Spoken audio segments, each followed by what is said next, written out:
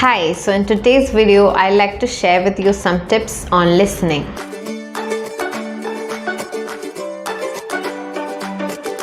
മിക്ക ആളുകളും IELTS ചെയ്യുന്നവർ യൂഷ്വലി റീഡിങ് ആൻഡ് ലിസണിങ് ചിലപ്പോൾ സെൽഫ് സ്റ്റഡി ആയിരിക്കും ചെയ്യുന്നത് unless they take A full fledged course.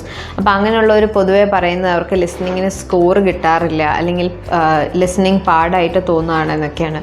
So അങ്ങനെയുള്ളവർ അങ്ങനെ പറയാൻ കാരണം എന്താണെന്ന് വെച്ചാൽ, നമ്മൾ ലിസണിങ് ചെയ്യുമ്പം അത് കുറച്ച് ടിപ്സ് ആൻഡ് ട്രിക്സ് ഒക്കെ ഉപയോഗിച്ചാണ് ചെയ്യുന്നത്, അല്ലാതെ യൂഷ്വലി ചെയ്യുമ്പം പൊതുവെ പാടായിട്ടാണ് തോന്നുക. സോ അങ്ങനെയുള്ളവർക്ക് വേണ്ടിയുള്ള കുറച്ച് ടിപ്സ് ആൻഡ് ട്രിക്സ് ആണ് ഈ video. So first of all, ലിസണിങ്ങിൻ്റെ മെയിൻ കാര്യം എന്ന് പറയുന്നത് it's a game of concentration. കാരണം നമ്മൾ ഒരേ സമയം ഓഡിയോ കേൾക്കുകയും ക്വസ്റ്റ്യൻസ് വായിക്കുകയും ആൻസർ എഴുതുകയും ചെയ്യണം. So that means we doing reading, listening and writing at the same time. അതുകൊണ്ട് ഇതിലേക്ക് ഒത്തിരി കോൺസെൻട്രേഷൻ പോകേണ്ടതുണ്ട്. നമ്മുടെ കോൺസെൻട്രേഷൻ എബിലിറ്റി ഇതിൽ ചെക്ക് ചെയ്യപ്പെടുന്നുണ്ട്. അതിൽ ഏറ്റവും മെയിനായിട്ട് പറയുന്നത് നമ്മൾ ഓഡിയോ കേൾക്കുന്ന സമയത്തുള്ള നമ്മുടെ കോൺസെൻട്രേഷനാണ്. കാരണം നമ്മൾ ആ ഓഡിയോ ഒരു വട്ടം മാത്രമാണ് കേൾക്കുള്ളൂ. അതുകൊണ്ട് തന്നെ ഓഡിയോ കേൾക്കുന്ന സമയത്ത് നമ്മൾക്ക് ഏറ്റവും കൂടുതൽ കോൺസെൻട്രേഷൻ ഓഡിയോയിലേക്ക് പോകണം. അങ്ങനെ പോകണമെങ്കിൽ നമ്മൾ ക്വസ്റ്റ്യൻസിനോട് അത്രയും ഫെമിലിയർ ആയിരിക്കണം. ഇനി നമ്മൾ ക്വസ്റ്റ്യൻസിനോട് എങ്ങനെയാണ് ഫെമിലിയർ ആവുന്നത്? നമ്മൾക്ക് റീഡിങ് തുടങ്ങുന്ന സമയത്ത് തന്നെ കുറച്ച് സമയം ആദ്യത്തെ സെക്ഷൻ വായിക്കാൻ എക്സ്ട്രാ കിട്ടും. അതുപോലെ തന്നെ ഒരു സെക്ഷൻ കഴിയുമ്പോൾ നമ്മൾക്ക് 30 സെക്കൻഡ്സ് തരാറുണ്ട് ആൻസറിനെ ചെക്ക് ചെയ്യാൻ വേണ്ടി.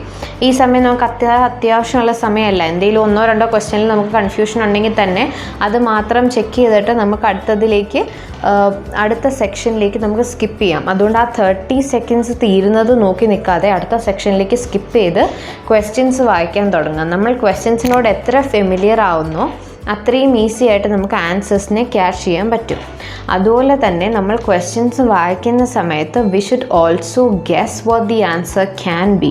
അപ്പോൾ നമുക്ക് ഗ്രാമാറ്റിക്കലായിട്ടുള്ള കുറച്ച് സാധനങ്ങൾ അറിയാമെങ്കിൽ, ഫോർ എക്സാമ്പിൾ ഇപ്പം ഒരു സബ്ജക്റ്റ് സിംഗുലർ ആണോ പ്ലൂറൽ ആണോ എന്നുള്ളത് വെച്ചിട്ട് ആൻസർ സിംഗുലർ ആണോ പ്ലൂറൽ ആയിരിക്കുമോ എന്ന് കണ്ടുപിടിക്കാൻ പറ്റുമെങ്കിൽ, അല്ലെങ്കിൽ ചില പ്രിപ്പോസിഷൻസ് കണ്ടിട്ട് അതൊരു നെയിം ആയിരിക്കുമോ, ഒരു പേഴ്സൻ്റെ നെയിം ആയിരിക്കുമോ, ഒരു തിങ് ആയിരിക്കുമോ, ഒരു ടൈം ആയിരിക്കുമോ എഴുതണ്ടേ, അങ്ങനെയുള്ള കാര്യങ്ങൾ, ഒരു പ്ലേസ് ആയിരിക്കും എഴുതേണ്ടത്. ഇതൊക്കെ പ്രപ്പോസിഷൻസ് അവിടെ എന്താ വന്നേക്കുന്നതെന്ന് വെച്ചിട്ട് നമുക്ക് കണ്ടുപിടിക്കാൻ പറ്റും.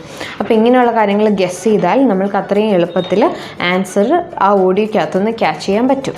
അതുപോലെ തന്നെയാണ് MCQs വരുമ്പോഴത്തേക്കും ചില ക്വസ്റ്റ്യൻസിൽ ലെങ്തി ആയിട്ടുള്ള ആൻസേഴ്സ് ആയിരിക്കും ഓപ്ഷനായിട്ട് തന്നേക്കുന്നത്. അപ്പോൾ നമുക്കത് മൊത്തം വായിക്കാൻ അന്നേരം സമയം കിട്ടില്ലാത്തതുകൊണ്ട് നമ്മൾ ക്വസ്റ്റ്യൻസ് വായിക്കുന്ന സമയത്ത് MCQസിലുള്ള ആൻസേഴ്സിലുള്ള കീവേഡ്സിനെ നോട്ട് ചെയ്യണം.